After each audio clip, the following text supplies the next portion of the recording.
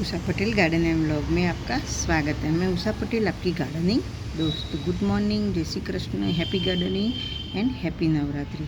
तो आज का मेरा वीडियो का टॉपिक है कि जो सीडलिंग है हमने जो लगाई है तो इसको कैसे रिपोर्ट करें और मैं कैसे रिपोर्ट करती हूँ। तो मैं जो रिपोर्टिंग करती हूँ वो आज मैं आपको ट्रिक बताने वाली हूँ।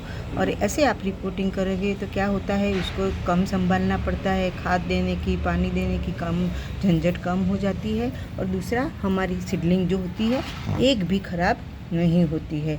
और मैं कैसे रिपोर्ट करती हूँ, मैंने पहले की है, ये भी मैं सारी आज आपको मेरी रिपोर्टिंग भी बताऊँ और इसकी ग्रोथ भी बताती हूँ। ये सारी बातें आज हम करेंगे। तो ये मेरी एडेनियम की सीडलिंग है। देखो, आप देख सकते हो, एक ये प्लेट है, दूसरी ये प्लेट है। और जब हम सीडलिंग लगाते हैं तो बहुत कम मिट्टी रखती हूँ और अकेली सैंड में उसको मैं ग्रो करती हूँ। तो मैंने 3 प्लेट ऐसे, मैंने 3 गमले की सीडलिंग मैंने की थी, फरवरी के बाद की थी। बस थोड़ी सी बारिश आई इससे पहले तो आप देख सकते हो कितनी अच्छी सी ग्रोथ है। तो मैंने तीसरी जो मेरा गमला था इसको मैंने रिपोर्ट कर दिया है। और मैंने कहाँ रिपोर्ट किया है ये भी मैंने बताती हूँ। यहाँ देखो, 2 गमले में मैंने इसको ऐसे रिपोर्ट कर दिया है। और एक मेरा दूसरा एक गमला है, इसमें रिपोर्ट किया है। पर मैं आज आपको इसमें रिपोर्ट किया है इसके बारे में नहीं बताऊंगी, लेकिन मेरी दूसरी ट्रिक है इसके बारे में मैं बताऊंगी कि कैसे मैं रिपोर्ट करती हूँ। एडेनियम एक ऐसा प्लांट है, डेजर्ट रोज बोलते हैं, और इसको धूप बहुत पसंद है। दूसरा, वो सीड्स और कटिंग से दोनों तरह से ग्रो हो जाता है। जब हम कटिंग से ग्रो करते हैं तो देखो, ये मैंने कटिंग अभी बारिश में की है। ये मेरा ट्रिपल लेयर पिंक कलर का फूल आता है इसमें। तो मेरी कटिंग सक्सेस हो गई है। आप देखो, एक छोटे से प्लास्टिक के डिब्बा में मैंने की है और ये भी मैंने कटिंग से तैयार किया है ये मेरा प्लांट। और जब सीड से ग्रो करते हैं तो ये सीड से ग्रो किया हुआ है। तो आप देख सकते हो, इसमें ऐसे इसका पेटू निकलता है, कोडेक्स बनता है, ऐसा कोडेक्स बनता है। और ये सारी ऐसे मेरे सारे एडेनियम के प्लांट हैं। पर मैंने जो रिपोर्टिंग की है ये पहले मैं बताती हूँ। देखो, जैसे इसमें मैंने अकेले की है और इसकी ग्रोथ देखो, पर इसके साथ मैंने जब की है तो इसकी ग्रोथ देखो। ये मेरा दूसरा कलर का है, पहले के वो भी मेरे सीडलिंग से ही ग्रो किया है, 1 साल पुराना है। और आप ही देख सकते हो इसमें भी फूल आने लगे हैं। तब मैं इसमें जब रिपोर्टिंग करती हूँ तो आप देख सकते हो कि इसमें कितनी, ये देखो और इसकी ग्रोथ देखो। तो मेरा मानना है कि जब बच्चा अकेला एक घर में एक ही बच्चा पैदा हुआ है और वे अकेला ग्रो कर रहा है, और जो ये बच्चे हैं मेरे, ये समझो कि संयुक्त कुटुंब में पल रहा है। तो पहले जब हम संयुक्त कुटुंब में रहते थे तो बच्चे कब बड़े हो जाते हैं, मम्मी पापा को इतना फिक्र नहीं रहता था, क्योंकि दादा दादी काका काकी सबके बच्चे होते हैं और ये सबके साथ सबके बच्चे बड़े हो जाते हैं, तो कोई दिक्कत नहीं आती है। ऐसा ही मेरा मानना है। तो यहाँ आप देख सकते हो, इसकी ग्रोथ देखो, इसकी ग्रोथ देखो। मैं सारी सीडलिंग यहाँ आपको दिखाऊं। ऐसे ही मैंने यहाँ देखो, यहाँ 2 लगाई है, इसमें 1 लगाई है, यहाँ इसमें भी लगाई है। और ये मेरे देखो आप, ये भी मेरे सीडलिंग से ग्रो किए हुए हैं। और इसमें भी मैंने छोटी सी सीडलिंग लगा के रखी थी, बहुत पहले लगाई होगी शायद, इसमें नहीं लगाई है और इसमें भी लगाई है। देखो, इसमें 4 सीडलिंग है। दूसरी मैं बताऊँ, ये देखो, यहाँ भी एक सीडलिंग है, यहाँ भी एक है। मैं सारे मेरे प्लांट बताती हूँ यहाँ। और यहाँ देखो, ऐसा नहीं है कि मैं अकेले एडेनियम के साथ ही इसको ग्रो करती हूँ। यहाँ देखो, ये मेरा कनेर का प्लांट है, वाइट कलर का है, और इसमें मैंने 3 सीडलिंग लगाई, 3 नहीं 4 लगाई है। आप देखो, इसकी ग्रोथ देखो, ये देखो, यहाँ भी 1 लगाई है। जहाँ मैं जगह मिलती हूँ, क्या होता है, जब हम अकेले सीडलिंग लगाते हैं तो इसका थोड़ा सा हमें ज़्यादा ख्याल रखना पड़ता है।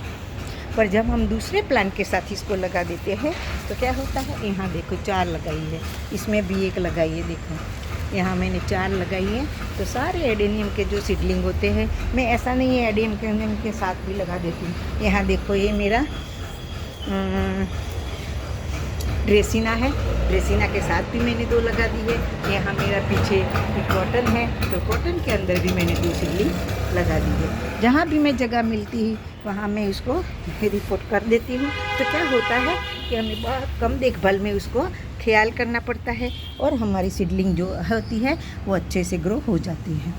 तो बस कुछ नहीं करना है। यहाँ मैं देखती हूँ क्या होता है कि जब हम सीड्स डाल देते हैं क्या जब होता है कि हम सीड डाल देते हैं तो कहीं कहीं उधर कभी एक साथ में हो जाता है, कभी 2-3 साथ में हो जाता है। तो जो मेरा प्लांट मतलब जो सीडलिंग साथ साथ में ऐसे ग्रो हो जाती है तो मैं इसको निकाल के फिर ऐसे मैं कोई भी गमले में डाल देती हूँ।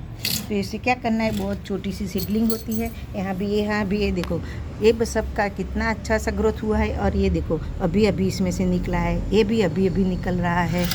तो मैं कैसे करना है वो दिखाती हूँ। ये मेरी सीडलिंग है, तो बस एक चम्मच लेना है, क्योंकि हम ऐसे हाथ से नीचे खींच लेंगे नहीं तो क्या होता है, इसकी जड़ होती है, हमारा प्लांट जो होता है थोड़ा सा ख़राब हो जाता है। और देखो कितनी जड़ इसकी अंदर चली गई है, और ये जड़ देखो बहुत नाजुक सी होती है, तो दबाना नहीं है, अच्छे धीरे से निकाल देना है। और फिर मैं यहाँ देखो ये जो मेरी कटिंग है इसके साथ ही मैं इसको लगा देती हूँ।